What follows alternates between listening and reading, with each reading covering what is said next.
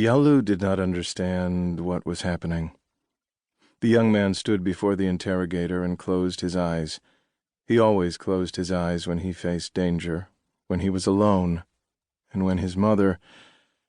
On that day, too, the morning of Thursday, December 22nd, 1993, he closed his eyes involuntarily. Yalo did not understand why everything was white. He saw the white interrogator sitting behind a white table, the sun refracting on the glass window behind him, and his face bathed in reflected light. All Yalo saw were halos of light, and a woman walking through the city streets, tripping on her shadow. Yalo closed his eyes for a moment, or so he thought. This young man with his knitted eyebrows and long tan face, his slender height, closed his eyes for a moment before reopening them.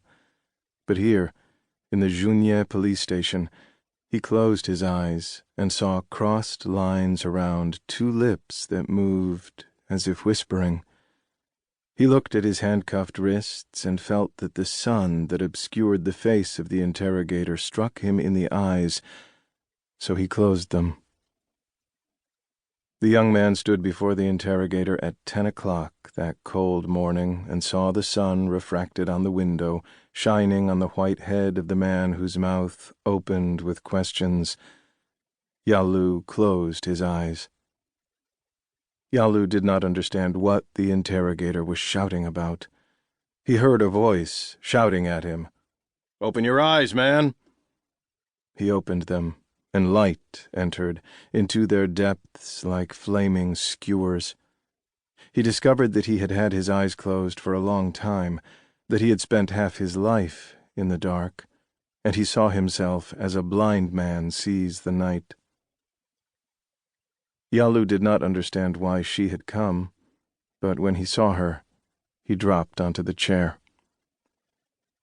When he entered the room, the nameless girl was not there.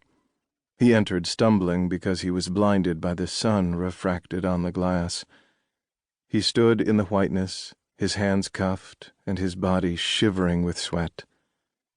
He was not afraid, even though the interrogator would write in his report that the suspect was trembling with fear.